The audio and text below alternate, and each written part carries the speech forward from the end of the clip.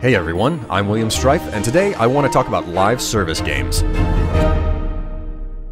More specifically, I want to talk about the phenomenon which is complaining about live service games.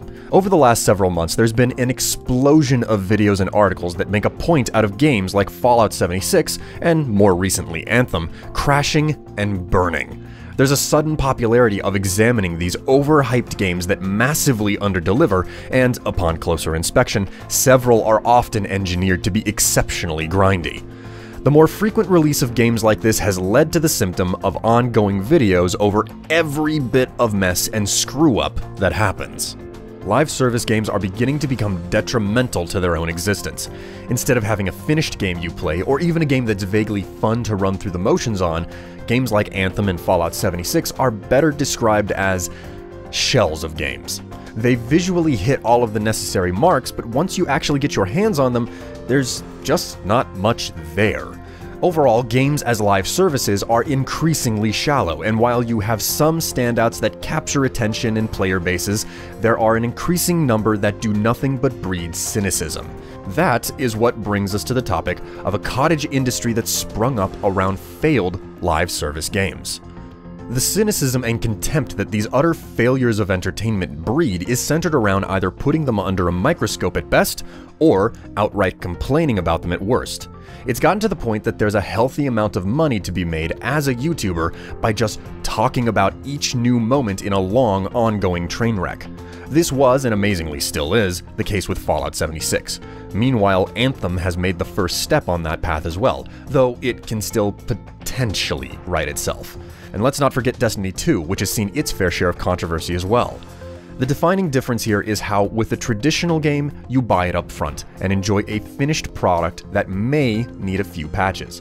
With a live service, though, you buy up front, but patches and updates aren't just expected from the start, but necessary for the game's ongoing value.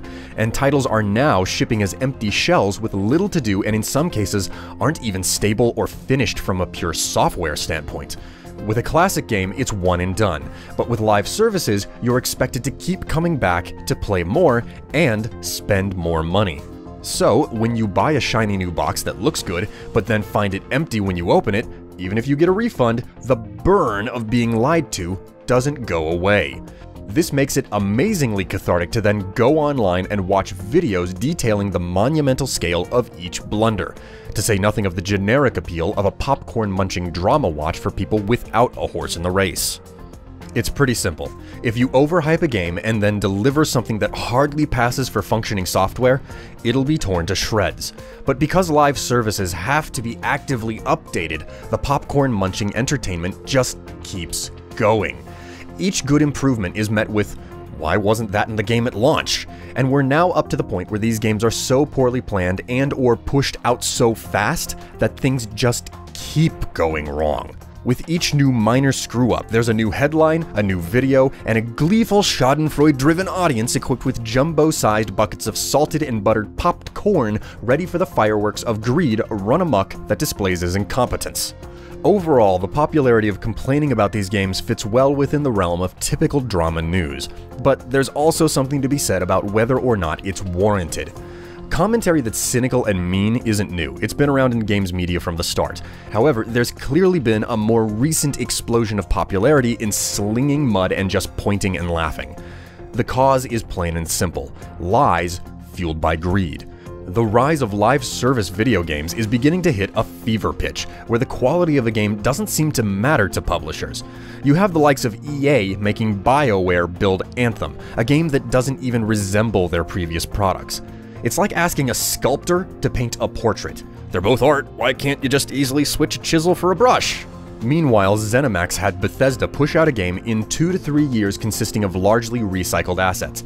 In fact, I'm still not convinced that Todd Howard actually worked on Fallout 76 beyond just handing their asset library and clunky game engine off to a team of green developers that ZeniMax recently vacuumed up in a round of company acquisitions. But to be certain, what's happening here in games media on both YouTube and in print is a symptom. It's a symptom of bad business decisions, all focused on grabbing space in a bubble before it pops. Live service games, at their most egregious, focus on having you pay a premium upfront, then a premium later for more content, and deliver as little entertainment as possible the entire way. There's an actual industry term for this, MVP, which, contrary to what you may imagine it means, stands for Minimum Viable Product. The whole idea is to get you hooked on something just awful enough to keep you searching for the good, and bleed you dry in the process. This is an awful and exploitative business practice, and when delivering product with that type of attitude, a line will eventually be crossed. Well, we've definitely found that line. It was only a matter of time before the engine of greed would drive games to launch with nearly no substantive content, broken systems, basic features from the first game stripped out as extra content in the sequel, and nothing but a big price tag and a promise that things will get better only after you pay now and then pay again later. At the end of the day, you can only push this so far, which is the cause for videos like this and the cottage industry of entertaining others by detailing and watching companies careen out of control over and over with game releases that lose player confidence and loyalty. We are now to the point where these live service games are so bad, it's more popular to make fun of them and detail their ongoing failures than it is to actually play them. At the end of the day, videos like this won't really ever go away, and I'm not saying that they need to. What I am saying is the quantity of them right now is high for a reason. There's a lot of success to be had complaining about bad games that fail on a large scale. It's a symptom, and more proof than ever that there's a large, growing problem in the games industry. As a dedicated gamer, it's easier to see these problems as they crop up. But things only really ever change when they grow to a size that starts to affect casual gamers. Well, the likes of Fallout 76 and Anthem are bad enough to touch those outer reaches.